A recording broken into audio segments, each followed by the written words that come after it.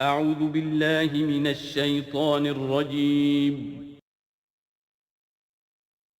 بسم الله الرحمن الرحيم.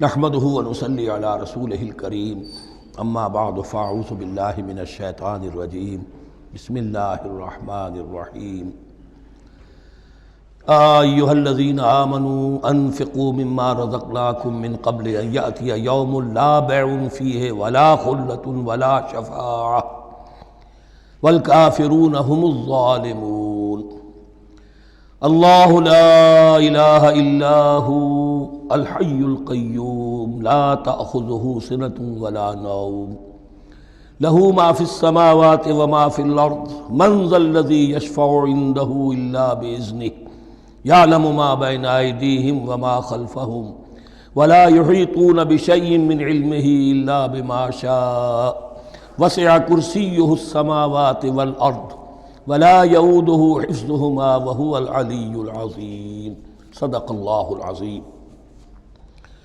رب اشرح لی صدری ویسر لی امری واحلل عقدۃ من لسانی یفقہوا قولی۔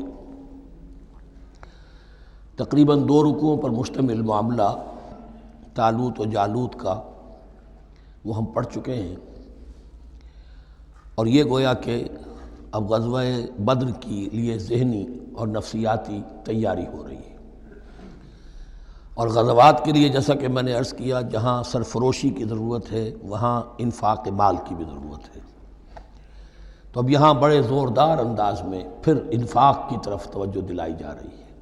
وہی 4 ڈوریاں ذہن میں رکھیے، انفاق اللہ کی راہ میں یعنی جہاد بالمال، قتال جہاد بالنفس کی آخری شکل، اور شریعت میں عبادات اور معاملات، یہ 4 ڈوریاں گتھی ہوئی ہیں ان 22 رکوعوں کے اندر، جن پر دوسرا نصف جو ہے سورہ بقرہ کا مشتمل ہے۔ یا ایھا الذین آمنوا انفقوا مما رزقناکم من قبل ان یأتی یوم لا بیع فیہ ولا خلة ولا شفاعة، اہل ایمان خرچ کر دو ان چیزوں میں سے کہ جو اللہ نے تمہیں دی ہیں، اس سے پہلے کہ وہ دن آ دھمکے جس دن نہ کوئی خرید و فروخت ہوگی، نہ کوئی دوستی کام آئے گی، نہ کوئی شفاعت مفید ہوگی۔ والکافرون هم الظالمون، اور کافر ہی تو ظالم ہیں۔ اب یہاں کافر سے مراد کون ہے؟ کافر اصطلاحی نہیں، کافر معنوی، جو اللہ کے اس حکم انفاق کی تعمیل نہیں کرتا، دیکھتا ہے کہ دین مغلوب ہے، اس کو غالب کرنے کی جد و جہد ہو رہی ہے، اس کی کچھ تقاضے ہیں، مالی ضرورتیں ہیں اس کی، اور اللہ نے اسے قدرت دی ہے، اس میں خرچ کر سکتا ہے اور نہیں کرتا، وہ ہے اصل کافر۔ اس کے بعد وہ آیت آ رہی ہے جو قرآن حکیم کی عظیم ترین آیت ہے، حضور فرمان نبوی صلی اللہ علیہ وسلم، آیت الکرسی۔ اس کا تو نام بھی چونکہ معروف ہے، میں نے جو آپ کو بڑے بڑے حکمت کے موتی اور بڑے بڑے پھول آپ کو گنوائے ہیں، آیت الآیات، آیت البر، آیت الاختلاف، اور اب یہ ہے آیت الکرسی، توحید کے عظیم ترین خزانوں میں سے ہے۔ ہی سیدۃ آیات القرآن، حضور نے فرمایا یہ تمام آیات قرآنی کی سردار ہے۔ جس طریقے سے آیہ بر اور سورۃ العصر میں ایک نسبت ہے کہ ہدایت اور نجات کی شرائط ساری کی ساری ایک چھوٹی سی صورت میں اللہ نے جمع کر دی، والعصر ان الانسان لفی خسر الا الذین آمنوا وعملوا الصالحات وتواصوا بالحق وتواصوا بالصبر، لیکن اس کی تفصیل ایک آیت میں آئی، وہ آیت البر ہے۔ چنانچہ جو منتخب نصاب ہم نے مرتب کیا ہے دعوت قرآن کے لیے، میں پہلا درس سورۃ العصر کا ہے اور دوسرا درس آیت البر کا ہے۔ جو نسبت سورۃ العصر میں ہے کہ وہ سورت ہے، یہ آیت ہے، لیکن اس آیت میں کئی صورتیں نکل سکتی ہیں حجم کے اعتبار سے سورۃ العصر کے برابر۔ یہی نسبت ہے سورہ اخلاص میں، 4 آیتیں، توحید کا عظیم ترین خزانہ. اور یہ آیت الکرسی، یہ آیت ہے. سورہ اخلاص اس میں 4 بن جائیں گی حجم کے اعتبار سے، لیکن اسے حضور نے ثلث قرآن قرار دیا ہے. توحید کے موضوع پر جامع ترین سورۃ الاخلاص، لیکن توحید اور خاص طور پر توحید فی الصفات کے موضوع پر عظیم ترین آیت یہ آیت الکرسی ہے. اللہ لا الہ الا ہو، اللہ وہ معبود برحق ہے جس کے سوا کوئی الہ نہیں. بڑا کیٹیگوریکل. الحی القیوم، وہ زندہ ہے از خود اور با خود، اس کی زندگی مستعار نہیں ہے. وہ جو کہا ہے کہ مانگ کے لائے تھے 4 دن، 2 آرزو میں کٹ گئے 2 انتظار میں، عمر دراز مانگ کے لائے تھے. اللہ کی زندگی ہے اس کی از خود زندگی، کسی کی دی ہوئی نہیں. اور اس زندگی میں کوئی ضعف نہیں، کوئی کمزوری نہیں، کوئی احتیاج نہیں. آگے آ جائے گا، نہ اسے نیند آتی ہے نہ اونگ آتی ہے. قیوم، خود اپنی جگہ وہ زندہ جاوید ہستی ہے، اور باقی ہر شے کا وجود اس کے حکم سے قائم ہے. کوئی شے قائم نہیں ہے بغیر اس کے اذن کے. تو گویا کہ احد اور الصمد، اللہ اپنی جگہ احد لیکن باقی پوری کائنات کے لیے صمد ہے. جو سورہ اخلاص میں 2 الفاظ آئے ہیں، قل هو اللہ احد اللہ الصمد. اللہ حی ہے اور قیوم ہے. لا تأخذہ سنۃ ولا نوم، اس پر غالب نہیں ہو سکتی نہ نیند نہ اونگ. لہو ما فی السماوات و ما فی الارض، آسمانوں اور زمین میں جو کچھ ہے اسی کا ہے. ملکیت تامہ، ملکیت حقیقی اس کی ہے.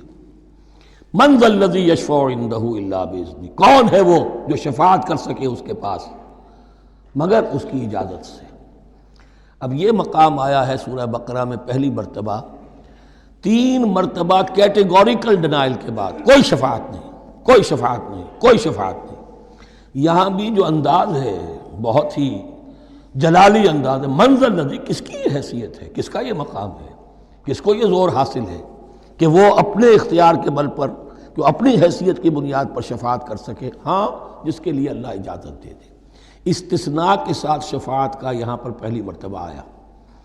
ورنہ سورہ بقرہ کے 6 رکوع کی دوسری آیت، وَاتَّقُوا يَوْمًا لَا تَجْزِي نَفْسٌ عَن نَفْسٍ شَيْئًا وَلَا يُقْبَلُ مِنْهَا شَفَاعَةٌ وَلَا يُؤْخَذُ مِنْهَا عَدْلٌ وَلَا هُمْ يُنصَرُونَ.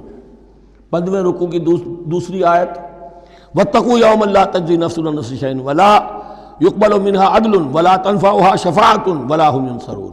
اور اب اس سے پہلے کی آیت میں آ چکا ہے وَلَا شَفَاعَةٌ، کوئی شفاعت مفید نہیں ہوگی. لیکن یہ کہ اس میں ایک استثناء ہے.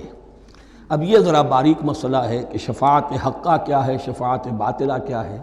تو دورہ ترجمہ قرآن میں اتنی تفاصیل کے ساتھ بحث نہیں کی جا سکتی، وہ ایک علیحدہ موضوع ہے. حال ہی میں نے اس پر اپنے درس ریکارڈ کرا دیے ہیں.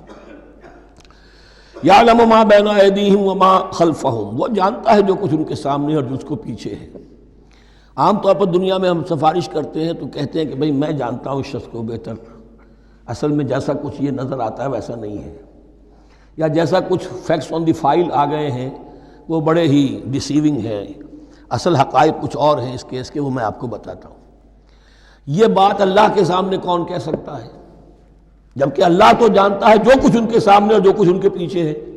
اور ان کا حال یہ وَلَا يُحِيطُونَ بِشَيْءٍ مِّنْ عِلْمِهِ إِلَّا بِمَا شَاءَ، اور وہ احاطہ کر ہی نہیں سکتے اللہ کے علم سے کسی شے کا سوائے اس کے جو اللہ چاہے. باقی ہر ایک کے پاس علم جو ہے اللہ کا عطائی علم ہے، دیا ہوا علم ہے، محدود علم ہے. بڑے سے بڑا رسول ہو، بڑے سے بڑا ولی ہو، بڑے سے بڑا فرشتہ ہو. لا علم لنا الا ما علمتنا، ہم پڑھائیں 4 رکوع میں. تو کون کہہ سکتا ہے من ذا الذی یشفع عندہ الا باذنہ یعلم ما بین ایدیہم وما خلفہم ولا یحیطون بشیء من علمہ الا بما شاء وسع کرسیہ السماوات والارض.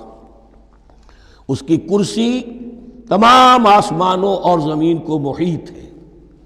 اب کرسی کے 2 مفہوم یہاں ہو سکتے ہیں. ایک تو یہ کہ اس سے جو معنی مراد ہے یعنی اس کا اقتدار، اس کی قدرت، اس کا جبر، اس کا اختیار، یہ اتھارٹی پوری کائنات کو. ایک یہ بھی ہو سکتا ہے کہ اللہ تعالیٰ کے لیے ہم نہیں جان سکتے، یہ آیات متشابہات میں سے ہے کہ کوئی شے بھی ہو واقعتاً جس کو ہم اسے کرسی کہہ سکیں. عرش، کرسی، ان سب کے بارے میں یہ دونوں باتیں ذہن میں رکھیے. یہ بھی ہو سکتا ہے کہ ان کی کوئی مجسم حقیقت ہو جو ہمارے ذہن سے ہمارے تخیل سے ماورا ہے، اور یہ بھی ہو سکتا ہے اس سے استعارہ مراد ہو۔ اس کا اقتدار و اختیار آسمانوں اور زمین پر چھایا ہوا ہے۔ ولا یؤودہ حفظہما، اور اسے تکان طاری نہیں ہوتی، اس پر گراں نہیں گزرتا ان دونوں کا تھامنا، ان دونوں کی حفاظت، آسمانوں کی اور زمین کی۔ وہو العلی العظیم، اور وہ العلی ہے، بلند و بالا، اور عظیم ہے، بڑی عظمت والا۔ یہ آیت الکرسی سیدۃ آیات القرآن، تمام آیات قرآنی کی سردار، اور توحید الہی کا ایک بہت بڑا خزانہ۔ لا اکراہ فی الدین، دین میں کوئی جبر نہیں ہے، یعنی یہ کہ کسی بھی شخص کو نہ کبھی جبراً مسلمان بنایا جائے گا، نہ کبھی بنایا گیا۔ استثناءات ہو سکتے ہیں، کسی کا ذاتی کوئی عمل ہو، فعل ہو، کسی نے کیا ہو۔ اسلام میں کسی فرد کو جبراً مسلمان بنانا حرام ہے، لیکن اس آیت کا یہ مطلب نکال دینا کہ نظام باطل کو بھی ختم کرنا جو ہے، اس میں کوئی طاقت استعمال نہیں ہو سکتی، یہ حماقت ہے پرلے درجے کی۔ نظام باطل نظام ظلم ہے، ایکسپلائٹ کر رہا ہے لوگوں کو، اللہ اور بندوں کے درمیان حجاب بن گیا ہے، پردہ بن گیا ہے۔ نظام کو طاقت کے ساتھ ختم کرنا فرض ہے مسلمان کا۔ طاقت نہیں ہے تو ٹھیک ہے، طاقت حاصل کرنے کی کوشش کرتا رہے، لیکن جو مسلمان نظام باطل کو ختم کرنے کی آرزو اور ارادے سے خالی ہے، اس کے دل میں یہ ارادہ نہیں ہے، اس کے دل میں ایمان نہیں ہے۔ طاقت اور جبر نظام کو ختم کرنے پر صرف کیا جائے گا، کسی فرد کو مجبوراً مسلمان نہیں بنایا جائے گا۔ یہ ہے اصل میں اس آیت کا مفہوم۔ لا اکراہ فی الدین قد تبین الرشد من الغی، رشد، ہدایت واضح ہو چکی ہے کجی سے۔ جتنی کجیاں ہیں، جتنے غلط راستے ہیں، جتنی شیطانی پگڈنڈیاں ہیں، ان سے جو صراط المستقیم ہے اس کو بالکل مبرہن کر دیا گیا ہے۔ فمن یکفر بالطاغوت، تو جو کوئی بھی طاغوت کا انکار کرے گا، دیکھیے اللہ پر ایمان لانے سے پہلے طاغوت کا انکار ضروری ہے۔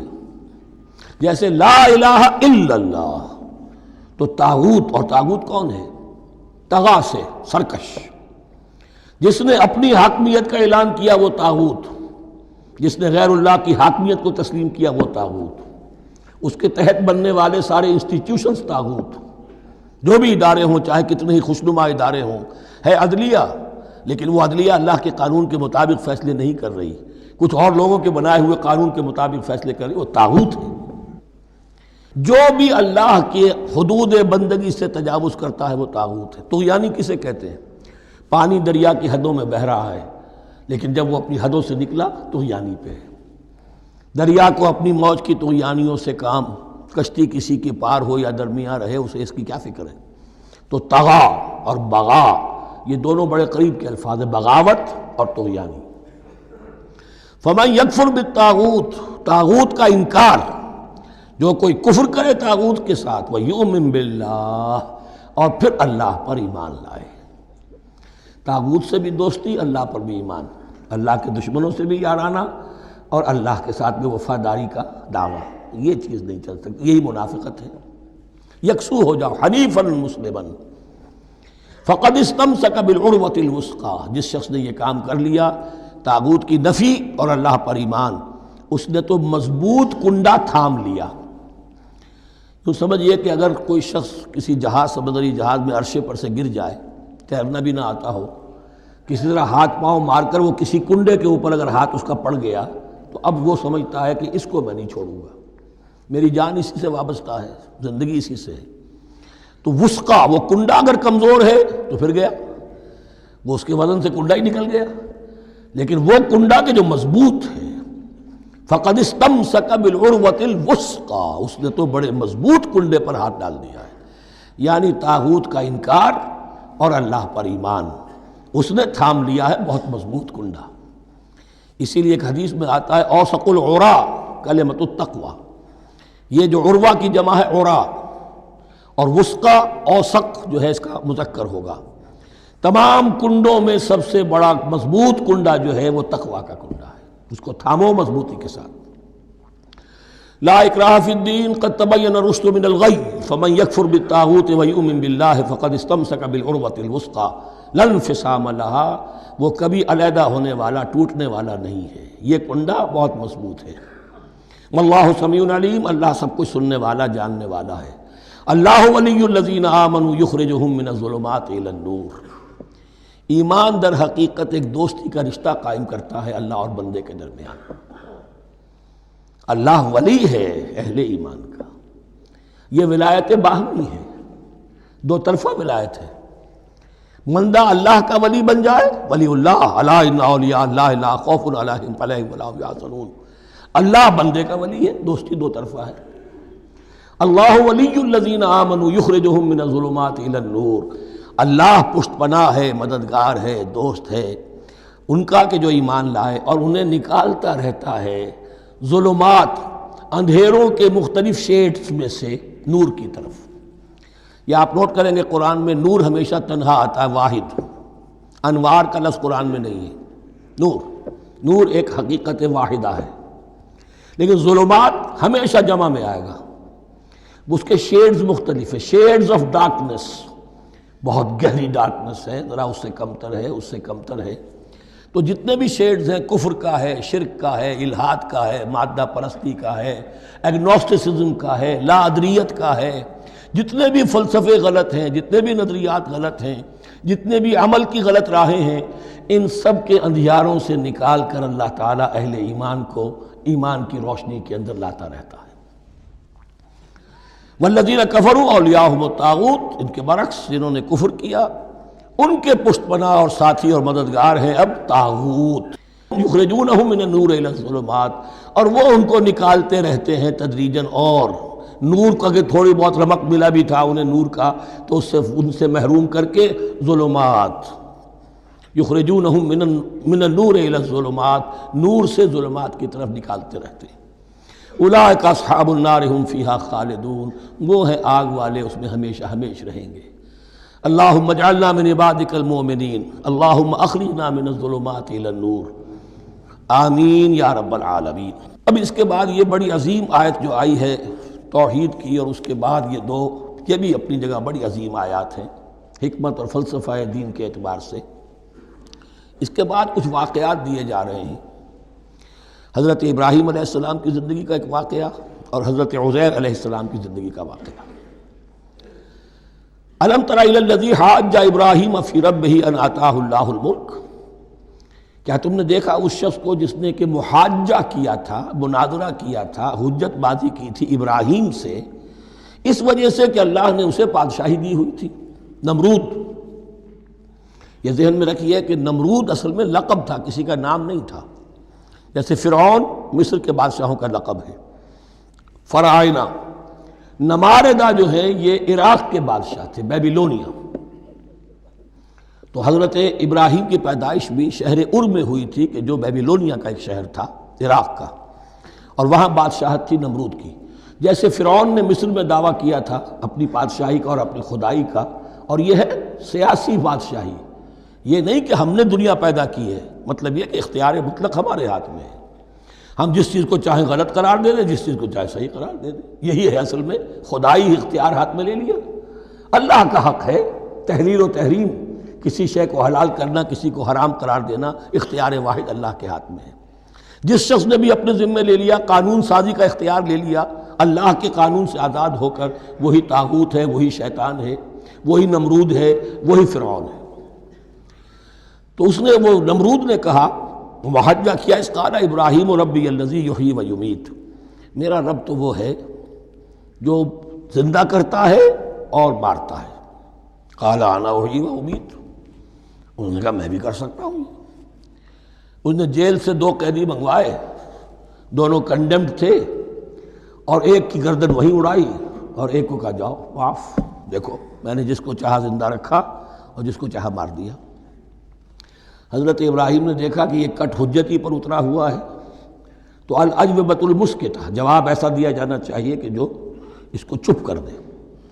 قال ابراہیم فإن اللہ یاتی بالشمس من المشرق فأت بها من المغرب، حضرت ابراہیم نے فرمایا اللہ تو سورج کو نکالتا ہے مشرق سے، اگر تو خدائی کا مدعی ہے تو نکال کے دکھا اسے مغرب سے۔ فبہت الذی کفر، تو مبہوت ہو کر رہ گیا وہ کافر۔ اب اس کے پاس کوئی جواب نہیں تھا۔ واللہ لا یہدی القوم الظالمین، اور اللہ ظالموں کو ہدایت نہیں دیا کرتا۔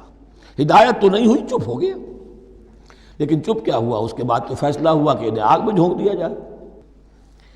او کالذی مر علی قریۃ وہی خاویۃ علی عروشها، یا پھر اس شخص کے واقعے کو ذرا یاد کرو، کیا تم نے نہیں دیکھا کہ جس کا گزر ہوا ایک بستی پر اور وہ اوندھی پڑی ہوئی تھی اپنی چھتوں پر۔ اگرچہ مختلف تفاسیر میں مختلف آپ کو شاید اس کی تعبیرات ملے، یہ اصل میں ہوا ہے کہ جب نمرود، جس کا نام تھا بخت نصر، نیبوکیڈنیزر، اس نے 586 قبل مسیح میں، حضرت مسیح سے 586 قبل، اس نے حملہ کیا فلسطین پر۔ دیکھیے عراق اور فلسطین کی، اسرائیل کی اور عراق کی اس وقت بھی سب سے بڑی دشمنی ہے آپس میں، وہی دشمنی جو ہے 2500 سال پرانی بھی ہے۔ اس نے وہ نمرود بابل، نیبوکیڈنیزر جس کا نام تھا، اس نے حملہ کیا، 12 لاکھ کی آبادی تھی، 6 لاکھ کو قتل کیا اور 6 لاکھ کو بھیڑوں بکریوں کی طرح ہانکتا ہوا قیدی بنا کر لے گیا۔ 150 برس تک کیپٹیوٹی میں رہے ہیں یہ، اور یروشلم اجڑا رہا ہے، کوئی نفس نہیں، کوئی متنفس نہیں تھا، کوئی انسان نہیں، کوئی 2 اینٹیں سلامت نہیں چھوڑی۔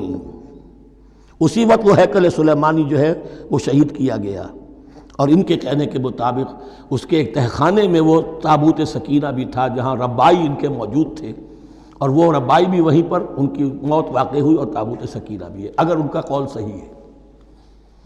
تو جس زمانے میں یہ اجڑی ہوئی بستی تھی، حضرت عزیر علیہ السلام کا گزر ہوا، انہوں نے دیکھا کوئی متنفس نہیں، تو انہوں نے کیا کہا؟ قال انا یحیی ھذہ اللہ بعد موتہا، اللہ اس بستی کو اس کے اس طرح مردہ اور برباد ہو جانے کے بعد کیسے زندہ کرے گا؟ اب اس میں کیسے احیاء ہو سکتا ہے؟ دوبارہ کیسے اس میں لوگ آ کر آباد ہو سکتے ہیں؟ اتنی بڑی بربادی، اتنی تباہی، کوئی متنفس نہیں، کوئی 2 اینٹیں سلامت نہیں۔ فَأَمَاتَهُ اللَّهُ مِئَةَ عَامٍ ثُمَّ بَعَثَهُ، تو اللہ نے اس پر موت وارد کر دی 100 برس کے لیے، اور پھر انہیں اٹھایا۔ قَالَ كَمْ لَبِثْتَ، سوال کیا کتنے عرصے رہے ہو یہاں؟ حضرت عزیر جو ہیں، چونکہ جو رینائسنس ہوا ہے تاریخ بنی اسرائیل میں، اس کے نقیب، اس کے اصل جو بنیاد ہے وہ یہ ہے۔ انہوں نے پھر اصلاح کی، جو زوال ان میں آیا تھا اخلاقی اور دینی، پھر یہ اٹھے کمر کس کر، جب اللہ تعالیٰ نے یہ مشاہدات کرا دیے، اور پھر جا کر وہاں تبلیغ کی اور دعوت کی دی، اور وہی ان یہودیوں کے اندر جو کیپٹیوٹی میں تھے انہیں پھر اصل دین کی تعلیم دی، روح دین کو زندہ کیا، تو گویا کہ وہاں سے پھر ان کا احیاء ہوا ہے۔ کب لبثت، کتنے عرصے رہے ہوگے تم؟ قال لبثت یوما و بعض یوم، اب اس کو ایسے محسوس ہوا جیسے سویا تھا تھوڑی دیر کے لیے، میں 1 دن رہا ہوں یا دن کا کچھ حصہ۔ قال بل لبثت 100 عام، نہیں، اللہ نے فرمایا نہیں، تم 100 سال رہے ہو۔ فانظر الی طعامک و شرابک لم یتسنہ، تو ذرا اپنے کھانے اور جو مشروب تمہارے ساتھ تھا سفر میں، ذرا اس کو دیکھو، ان کے اندر کوئی بساند پیدا نہیں ہوئی، سڑے نہیں ہیں، ان کے اندر کوئی خرابی پیدا نہیں ہوئی۔ وانظر الی حمارک، آپ دوسری طرف اپنے گدھے کو دیکھو جو تمہاری سواری کا گدھا تھا۔ وَلَنَجْعَلَكَ آیَةً لِلنَّاسِ، وہ بالکل ختم ہو چکا تھا، اس کی ہڈیاں ہی رہ گئی تھیں، گوشت گل چکا تھا، کچھ نہیں تھا، 100 برس۔ وانظر الی حمارک وَلِنَجْعَلَكَ آیَةً لِلنَّاسِ، اور ہمیں تو بنانا ہے تجھے ایک نشانی لوگوں کے لیے، یعنی خود اے عزیر تمہیں ایک نشانی بنانا ہے، اور تمہیں نشانی بنانے کے لیے یہ نشانی ہم تمہیں دکھا رہے ہیں، تاکہ یقین جو ہے، یقین کامل تمہارے اندر پیدا ہو جائے۔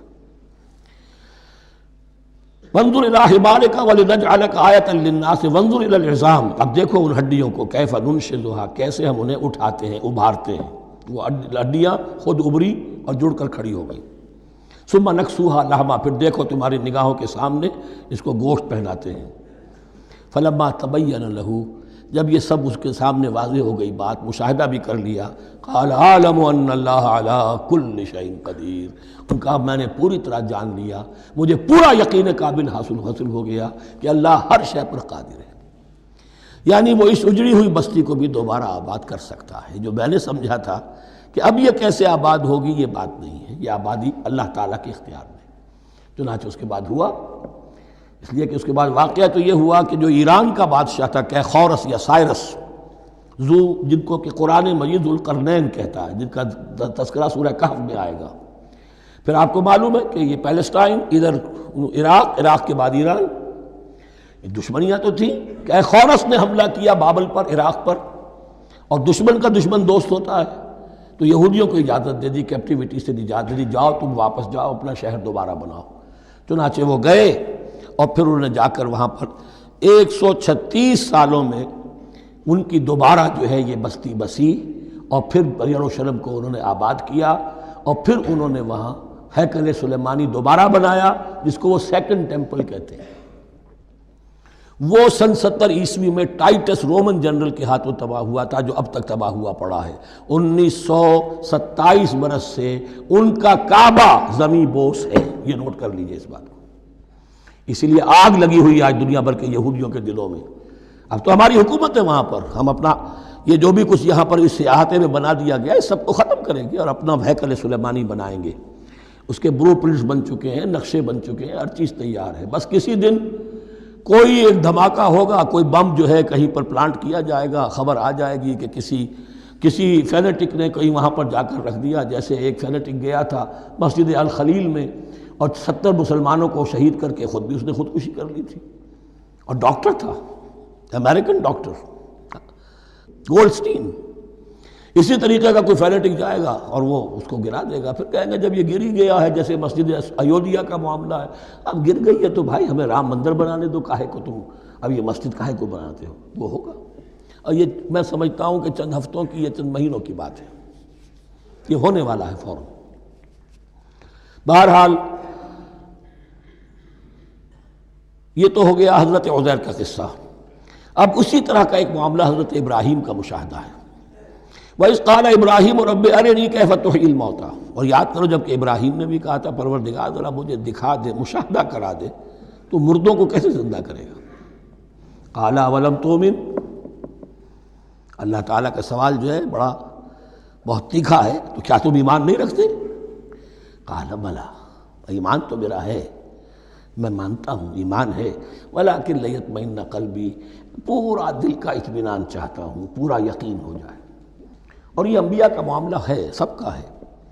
انبیاء کو چونکہ ایمان اور یقین کا ایک ایسی فرنس بنانا ہوتا ہے کہ جن سے ایمان و یقین دوسروں میں سرایت کرے، تو ان کے ایمان و یقین کے لیے انہیں مشاہدات ایسے کرا دیے جاتے ہیں کہ پھر ان کے لیے وہ ایمان صرف ایمان بالغیب نہیں رہتا، بلکہ وہ ایمان بالشہود بھی ہو جاتا ہے۔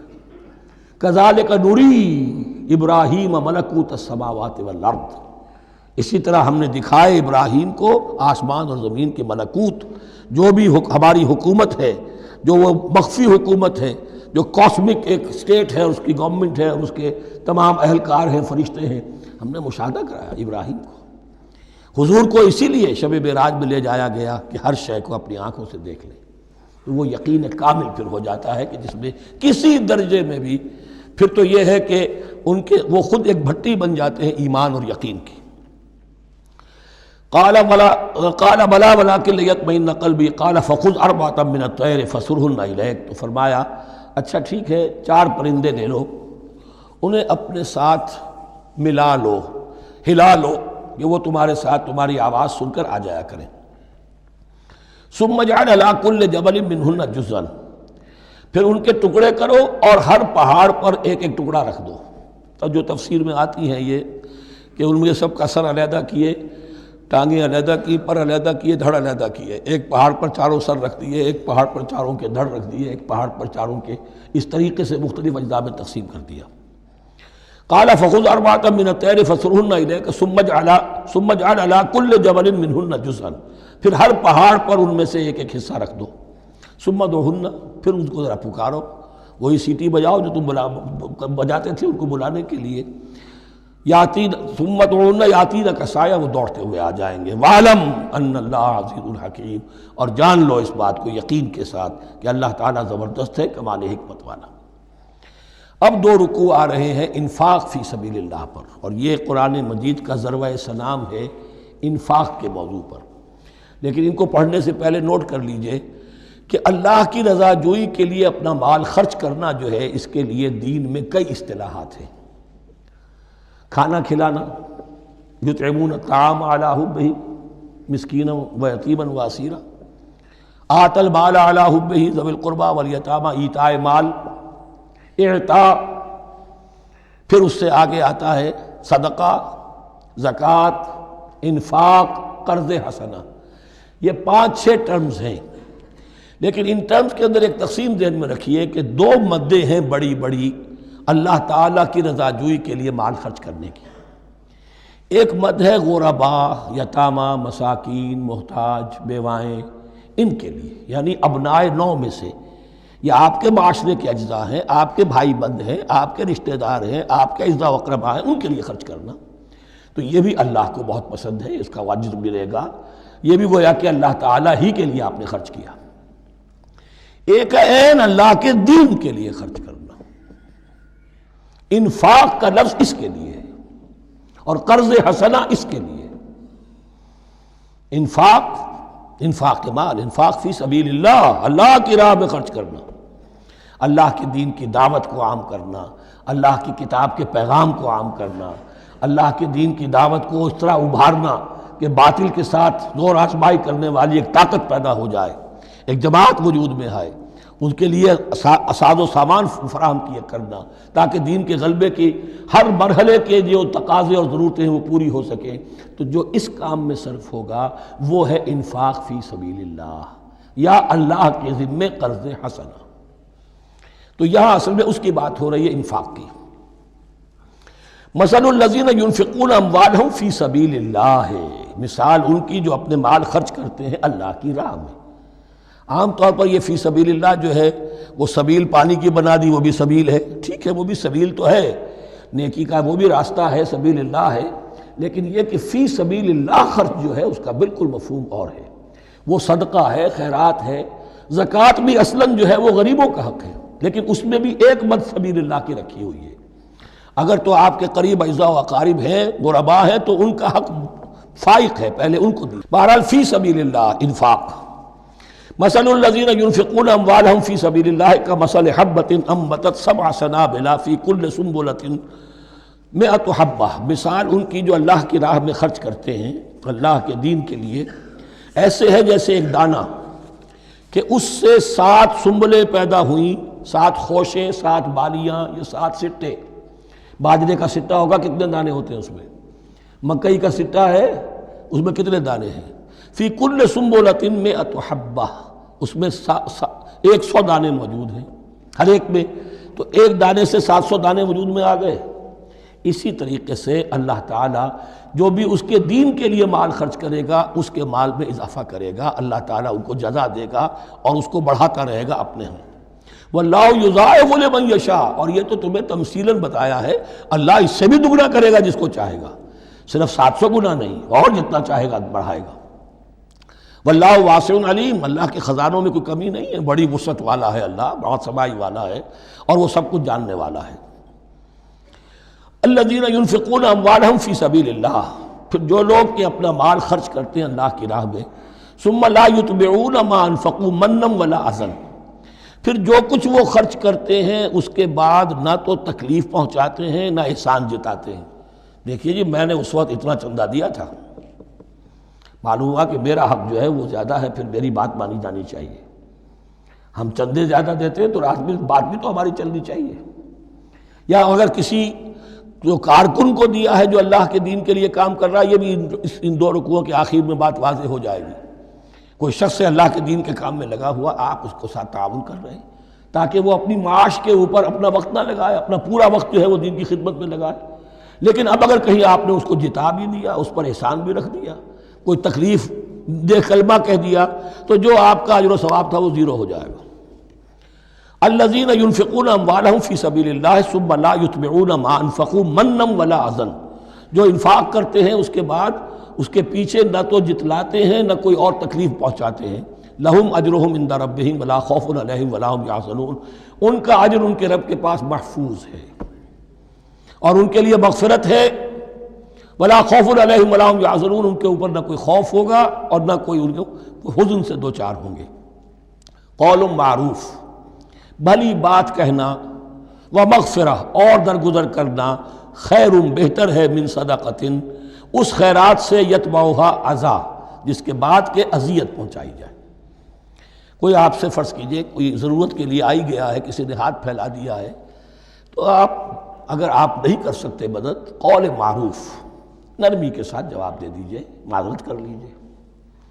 یا یہ ہے کہ اگر کسی سائل نے آپ کے ساتھ درستی کی ہے تو پھر بھی یہ ڈانٹیے نہیں، وَأَمَّا السَّائِلَ فَلَا تَنْهَرْ، پھر بھی یہ ہے کہ مغفرت، معاف کیجئے۔ یہ کہیں بہتر ہے اس سے کہ دے تو دیا، خیر من صدقۃ یتبعھا اذی، اس کے بعد اسے 2-4 جملے بھی سنوا دیے، کوئی اور سلواتیں بھی سنا دی اسے، تو اس کا کوئی فائدہ نہیں ہوا۔ واللہ غنی حلیم، اللہ تعالیٰ غنی ہے اور حلیم ہے۔ یہ کیوں کہا گیا کہ تم اگر کسی کو دے رہے ہو تو اصل میں اللہ کو دے رہے ہو۔ ایک حدیث میں آتا ہے کہ اللہ تعالیٰ اپنے بندے سے شکایت کرے گا، اے میرے بندے تیرے پاس مال تھا، میں نے تجھ سے مال طلب کیا تھا، میں بھوکا تھا، میں نے تجھ سے روٹی مانگی، تو نے مجھے کھلایا نہیں۔ بندہ کہے اللہ تو غنی ہے، تجھے بھوک، تجھے احتیاج، کہ وہ جو میرا بندہ تھا جو بھوکا تھا، اس نے جو مانگا تھا تجھ سے وہ میں ہی تھا، اصل میرا بندہ تھا۔ الخلق عیال اللہ، تجھ سے انہیں کھانے کو نہیں دیا تمہیں، تو گویا کہ مجھے نہیں دیا۔ اے میرے بندے میں ننگا تھا، میں نے تجھ سے میں چاہا کہ میرا سطر ڈھانپ دے، مجھے کوئی لباس دے دے، لیکن یہ کہ تو نے نہیں دیا۔ یہ اسی طریقے سے تو سمجھ لیجئے کہ اللہ تو غنی ہے، جو دے رہے ہو سمجھ لو کہ اللہ کو دے رہے ہو، اور حلیم ہے، وہ حلم والا ہے، فوراً نہیں پکڑتا تمہیں۔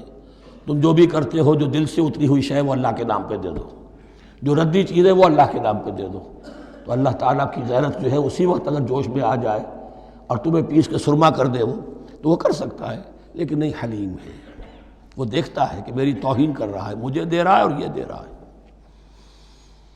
یا ایھا الذین آمنوا لا تبطلوا صدقاتکم بالمن والاذی، اے اہل ایمان اپنے صدقات کو باطل نہ کر لو، نسیہ منسیہ ہو جاتے ہیں، بالمن والاذی، جتلا کر اور کوئی اذیت بخش بات کہہ کر۔ کالذی ينفق مالہ رئاء الناس، ان لوگوں کی طرح، اس شخص کی طرح جو اپنا مال خرچ کرتا ہے لوگوں کو دکھانے کے لیے، دے تو رہا ہے صدقات، چیریٹی ہاؤس، بڑے بڑے ادارے قائم کر دیے ہیں، یہ کہ سب ریاکاری ہے۔ کوئی سرکار دربار میں رسائی کے لیے فاؤنڈیشنز بنے ہوئے، کچھ اپنے وہ ٹیکس بچانے کے لیے، کچھ اور اپنی ناموری، کیونکہ پھر الیکشن بھی لڑنا ہے۔ یہ سارے کام جو ہوتے ہیں اللہ جانتا ہے کس کی کیا نیت ہے۔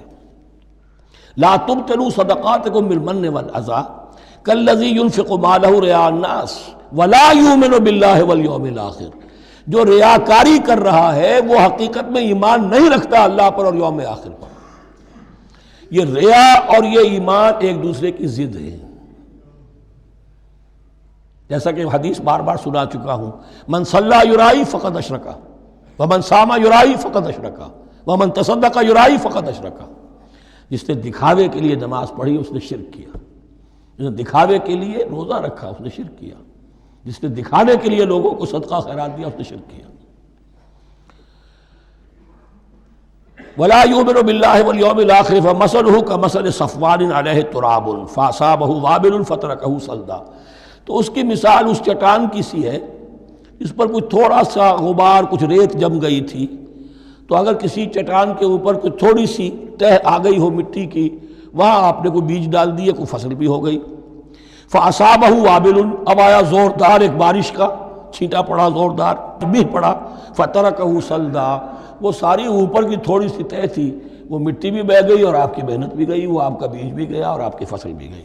وہ چٹان جو ہے چٹیل چٹان وہ اندر سے نکل آئی، یعنی سب کچھ گیا۔ ریاکاری میں اس کا مطلب یہ ہے مال بھی دیا اور حاصل کچھ نہ ہوا، بیج بھی گیا، اور اللہ کے ہاں کسی اجر و ثواب کا سوال ہی نہیں۔ لا یقدرون علی شیء مما کسبوا، جو محنت انہوں نے کی تھی، اس تھوڑی سی مٹی جو جم گئی تھی اس میں بھی کچھ ہل چلایا تھا، کچھ بیج ڈالا تھا، اب اس میں کوئی قدرت انہیں حاصل نہیں ہے، سب کچھ گیا۔ واللہ لا یہدی القوم الکافرین، اور اللہ ایسے کافروں کو ہدایت نہیں دیتا، راہ یاب نہیں کرتا۔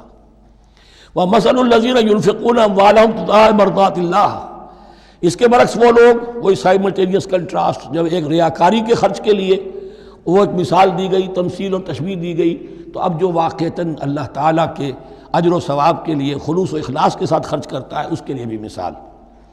وَمَثَلُ الَّذِينَ يُنْفِقُونَ أَمْوَالَهُمْ ابْتِغَاءَ مَرْضَاتِ اللَّهِ، اور مثال ان لوگوں کی جو خرچ کرتے ہیں اپنے مال اللہ کی رضا جوئی کے لیے، خوشی حاصل کرنے کے لیے، وَتَثْبِيتًا مِّنْ أَنفُسِهِمْ، اور اپنے عزم کی پختگی کے ساتھ، اپنے نفس کی پختگی کے ساتھ، کَمَثَلِ جَنَّةٍ، ان کی مثال اس باغ کی ہے بِرَبْوَةٍ، جو ذرا بلندی پر ہے، باغ ہے، جیسا کہ میں نے عرض کیا نیچرل باغ کا یہی تصور ہوتا تھا، ذرا اونچائی پر جو ہے پلانٹیشن ہے، ندی بہہ رہی ہے کوئی دامن میں جس سے خود بخود اس کو اریگیشن ہو رہی ہے، کَمَثَلِ جَنَّةٍ بِرَبْوَةٍ، یہیں سے یہ قادیانیوں نے لفظ ربوہ لے کر اور اپنا وہ شہر بنایا ہے پاکستان میں۔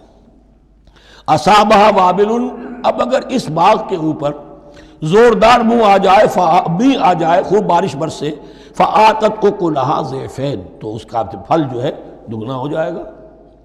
فإن لم يصبها وابل فطل، اور اگر زوردار میہ نہ آئے، بارش نہ برسے، تو تھوڑا بہت چھینٹا بھی پڑے گا تب بھی اس کا تو بہرحال پھل جو ہے وہ برقرار رہے گا۔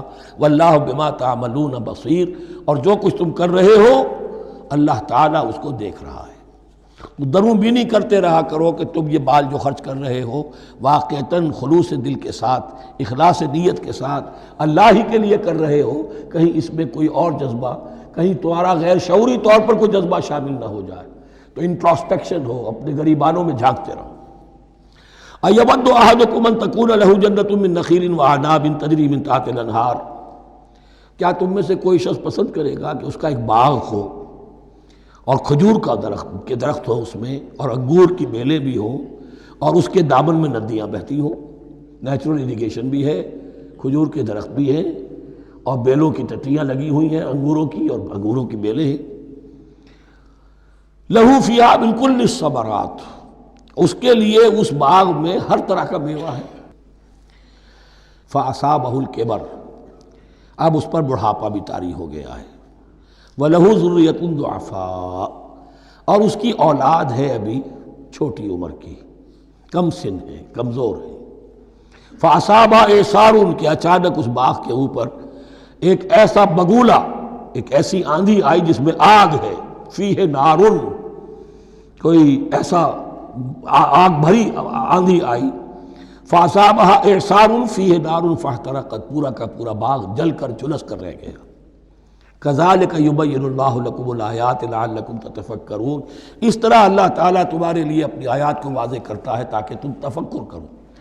یعنی ایک انسان نے ساری عمر سمجھا ہے کہ بڑی میرے نیکی کمائی ہے، میں نے یہ کیا ہے، میں نے فاؤنڈیشن بنایا، میں نے مدرسہ قائم کر دیا، میں نے یتیم خانہ بنا دیا، لیکن یہ کہ اچانک کسی وقت آنکھ کھلے گی، جب آنکھ کھلی گل کی تو موسم تھا خزاں کا، معلوم ہوگا یہ تو کچھ بھی نہیں تھا، یہ تو گویا کہ ایک بگولا آیا سب کو جلا گیا، اس لیے کہ اس میں اخلاص تھا ہی نہیں، اس میں نیت جو ہے اس میں کھوٹ تھا، اس میں ریاکاری تھی، اس میں لوگوں کو دکھانا مقصود تھا۔ پھر حال وہی ہوگا جس طرح کہ وہ بوڑھا اب کفِ افسوس مل رہا، اب کیا کرے، بوڑھا ہو چکا ہے، دوبارہ تو باغ لگا نہیں سکتا، لہذا جب وہ موت آ جائے گی تو گویا کہ اب اس کے لیے موقع نہیں ہے کہ دوبارہ کوئی کام اور کر سکے۔ یا ایھا الذین آمنوا انفقوا من طیبات ما کسبتم ومما اخرجنا لکم من الارض، اے ایمان والو خرچ کرو، اللہ کے لیے دینا ہے، اللہ کے دین کے لیے دینا ہے، اللہ کے نام پر دینا ہے۔ من طیبات ما کسبتم، جو چیز تم نے کمائی ہے اس کی اچھی چیز، پاکیزہ چیز، بہتر چیز تو، ومما اخرجنا لکم من الارض، اور جو کچھ ہم نے نکالا تمہارے لیے زمین سے۔ اب زمین سے ظاہر بات ہے جو بھی نباتات آ رہی ہے، چاہے وہ کوئی چراہ گاہ ہے تو اس کے اندر سے جو ہے وہ بھی ہریاول ہے تو اللہ نے پیدا کی ہے، کھیت کے اندر آپ نے محنت کی ہے، ہل چلایا ہے، بیج ڈالے ہیں، لیکن یہ کہ فصل کا اگانا تو آپ کے کام ہاتھ نہیں ہے، تو اللہ کے ہاتھ میں ہے۔ تو جو کچھ ہم نے نکالا ہے تمہارے لیے، وَمِمَّا أَخْرَجْنَا لَكُم مِّنَ الْأَرْضِ وَلَا تَيَمَّمُوا الْخَبِيثَ مِنْهُ، اور اس میں سے ردی مال کا ارادہ نہ کرو، تنفقون، کہ اسے خرچ کر دو، زکوٰۃ دینی ہے، عشر دینا ہے، تو جو ردی چیزیں ہیں، اب بھیڑوں بکریوں کا غلہ ہے، ان میں سے اتنی بکریاں نکالنی ہیں، اتنی بھیڑیں ہیں، تو اب جو ذرا کمزور ہیں، لاغر ہیں، بیمار ہیں، نقص والی ہیں، گنتی پوری کرنی ہے نا۔ اسی طریقے سے عشر نکالنا ہے تو گندم کا ڈھیر لگا ہوا ہے، اس میں سے کہیں بارش پڑ گئی تھی، وہ نکال دو۔ ولا تیمموا، تیمم کے معنی یہاں نوٹ کر لیجئے، قصد کرنے کے ہیں۔ ولا تیمموا الخبیث منہ، کہ اس میں سے جو ردی مال ہے جو ناپسند ہے اس کا قصد نہ کرو، تنفقون کہ اسے خرچ کرو، وَلَسْتُمْ بِآخِذِيهِ اور تم ہرگز نہیں ہوگے اس کو لینے والے۔ ایسا بھی تو ہو سکتا ہے کہ تم محتاج ہو جاؤ اور تمہیں ضرورت پڑ جائے، پھر اگر تمہیں کوئی ایسی چیز دے گا تو تم قبول نہیں کرو گے۔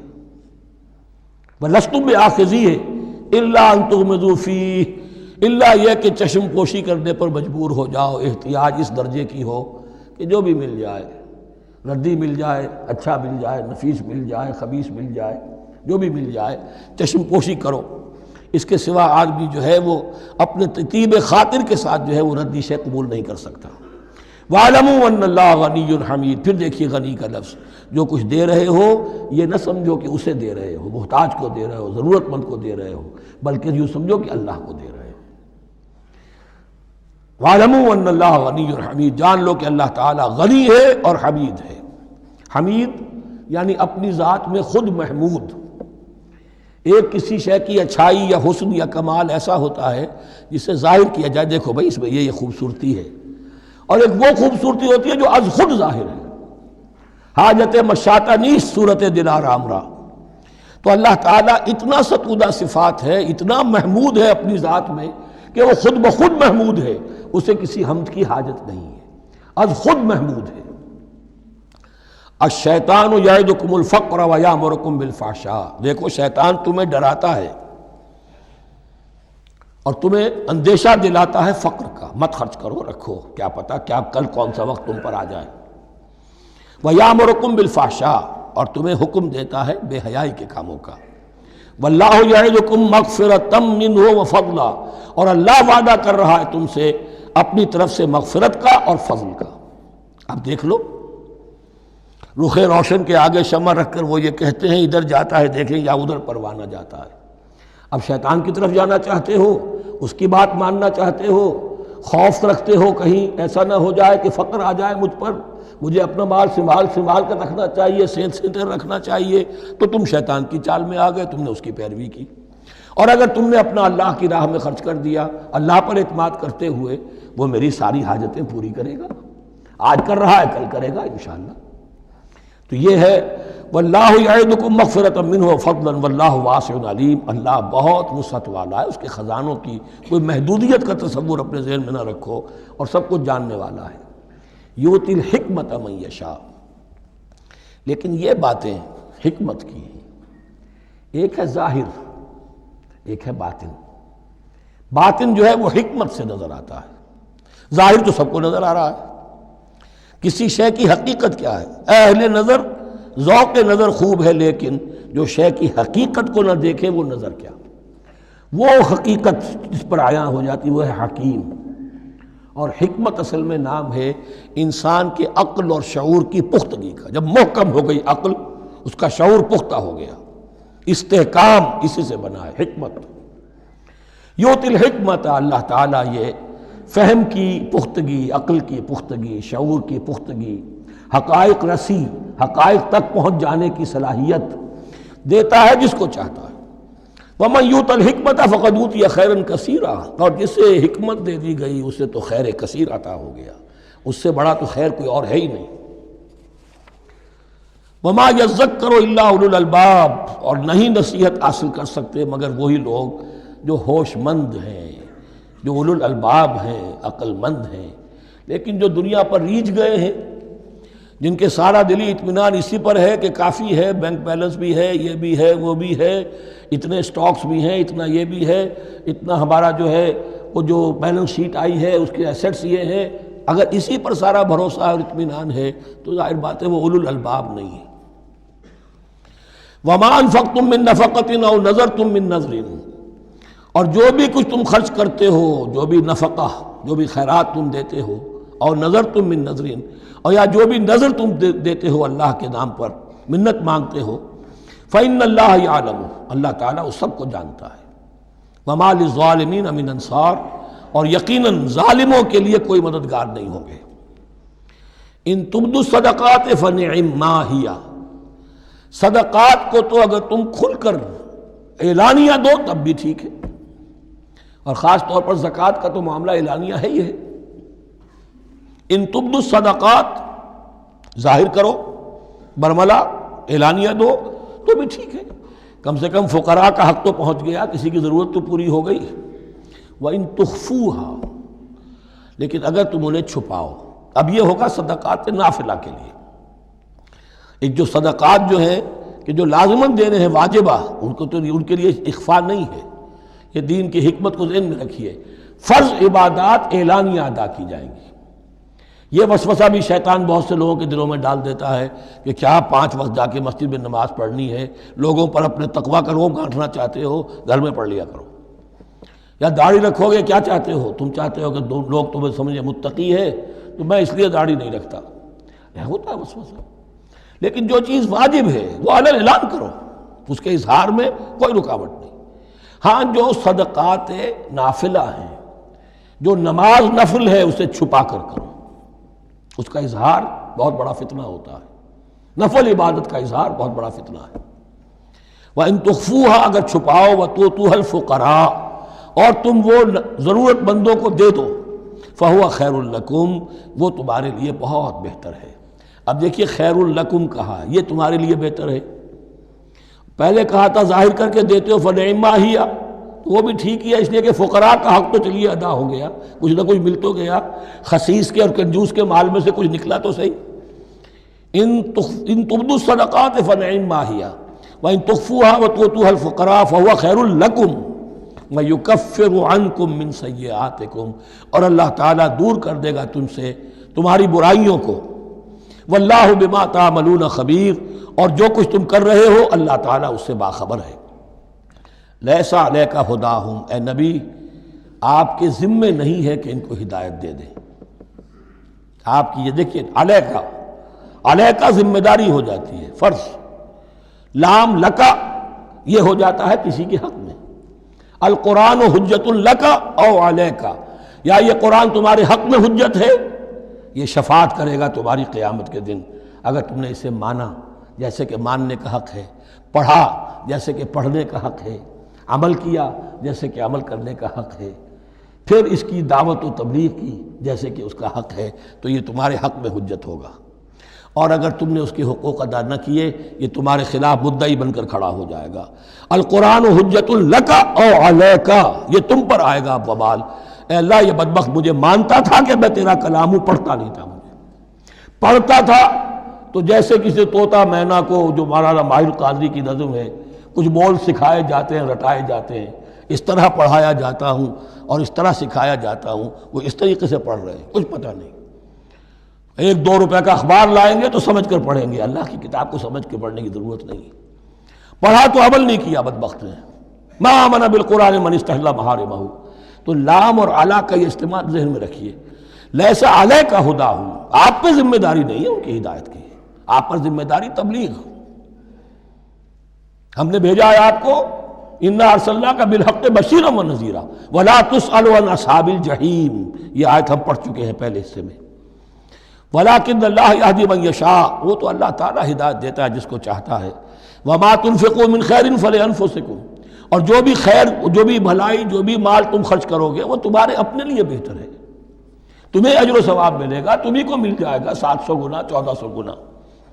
وما تنفقون الا ابتغاء وجہ اللہ، یہاں یہ فعل مضارع آیا ہے نفی نہیں کے مفہوم میں۔ لا تنفقون، ما تنفقون یعنی تم نہیں خرچ کرو گے مگر اللہ کی رضا کے لیے، تب اجر ملے گا۔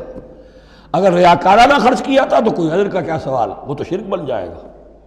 وما تنفقون الا ابتغاء وجہ اللہ وما تنفقوا من خیر یوفی الیکم وانتم لا تظلمون، اور جو بھی خیر تم خرچ کرو گے، خیر میں سے جو بھی دولت خرچ کرو گے، یوفی الیکم پورا تمہیں لوٹا دیا جائے گا، وانتم لا تظلمون، اور تم پر کوئی ظلم نہیں ہوگا، تمہاری کوئی حق تلفی نہیں ہوگی۔ اب آیا ہے آخری ٹیپ کا بند، انفاق فی سبیل اللہ کا سب سے بڑھ کر حقدار کون ہے؟ للفقراء الذین احصروا فی سبیل اللہ، وہ ضرورت مند کہ جو گھر کر رہ گئے اللہ کی راہ میں، جیسے اصحاب صفہ تھے، بیٹھے ہوئے ہیں، کوئی کام نہیں کر رہے، حضور سے علم سیکھ رہے ہیں، اور جہاں جہاں سے دعوت آ رہی ہے کہ حضور بھیجیے ہمارے ہاں کوئی مبلغین، وہاں سے ان کو بھیجا جا رہا ہے۔ اب وہ معاش کی جد و جہد کرتے تو یہ تعلیم کیسے حاصل کرتے؟ یا اسی طرح دین کی کوئی خدمت ہے، کوئی آپ نے تحریک اٹھائی ہے، اب اس میں آپ کو کچھ نہ کچھ کارکن تو چاہیے، ان کارکنوں کی بھی تو آخر معاش کا ہے درجہ۔ اگر وہ سارا 8 گھنٹے دفتروں میں کھائیں اور وہاں ڈانٹیں بھی سنیں افسروں کی، اور پھر 2 گھنٹے جانا 2 گھنٹے آنا، اب وہ کون سا وقت نکالیں گے دین کے کام کا؟ کیا کریں گے؟ کہاں سے وقت آ جائے گا؟ کچھ لوگ تو ہونے چاہیے جو ہمہ وقت لگ جائیں، لیکن ہمہ وقت تو لگ گئے، لیکن پیٹ تو ان کے بھی ہے، اولاد تو ان کے بھی ہوگی۔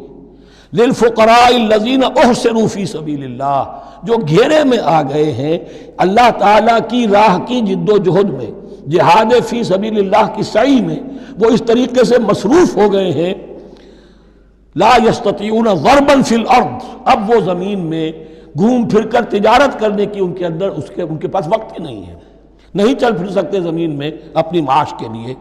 یحسبهم الجاہل اغنیاء من التعفف، اب یہ اس طرح کے فقیر تو ہیں نہیں جو لپٹ کر مانگتے ہوں، انہیں عام طور پر جو ناواقف شخص ہے وہ سمجھتا غنی ہے، اس سے کوئی ضرورت ہی نہیں، اس نے کبھی مانگا ہی نہیں، لیکن اس نے مانگا اس لیے نہیں ہے کہ وہ اس طرح کا سائل نہیں ہے، اس طرح کا وہ سوالی نہیں ہے، وہ فقیر نہیں ہے، وہ تو اللہ کے دین کے لیے اپنے آپ کو اس نے لگا دیا ہے۔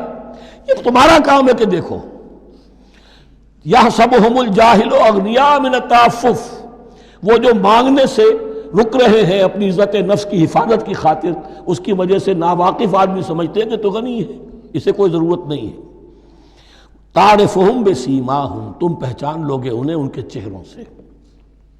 ظاہر بات ہے کہ فقر کا، احتیاج کا اثر چہرے پر تو آ جاتا ہے۔ اگر آپ کو نیوٹریشن صحیح نہیں مل رہی ہے تو ظاہر بات ہے چہرے پر اس کا اثر ہوگا۔ تعرفهم بسیماہم لا یسألون الناس الحافا، وہ لپٹ کر لوگوں سے سوال نہیں کرتے، مانگتے نہیں ہیں، وہ ان سائلوں کی طرح نہیں ہے جو اصل میں اپنی محنت وصول کرتے ہیں، کھڑے ہو کر آپ کے سر ہو کر آپ سے کچھ نہ کچھ نکلوا لیتے ہیں زبردستی، اس طریقے سے تو وہ نہیں مانگیں گے۔ یہ بات اہم مسئلہ ہے۔ اقامت دین کی جد و جہد میں جو لوگ ہمہ وقت لگ جائیں، آخر ان کے لیے کیا ذریعہ ہو؟ میں یہاں تفصیل میں نہیں جا سکتا، وقت بھی اس چنگ کا ختم ہو رہا ہے، لیکن یہ سمجھ لیجئے کہ یہ 2 رکوع جو ہیں انفاق کا پورا مضمون، اس کا کلائمیکس جو ہے وہ یہ آیت ہے، للفقراء الذین احصروا فی سبیل اللہ لا یستطیعون ضربا فی الارض یحسبهم الجاہل اغنیاء من التعفف تعرفهم بسیماہم لا یسألون الناس الحافا وما تنفقوا من خیر فإن اللہ بہ علیم۔ اور جو بھی تم دولت مال خرچ کرو گے تو اللہ تعالیٰ اس کے علم میں ہوگا، یہ نہ سمجھنا کہ اللہ کے علم میں نہیں ہے۔ خاموشی کے ساتھ، اخفاء کے ساتھ ایسے لوگوں کے ساتھ تعاون کرو گے تو اللہ تعالیٰ جو ہے تمہیں اس کا پورا بھرپور بدلہ دے گا۔ بارک اللہ لی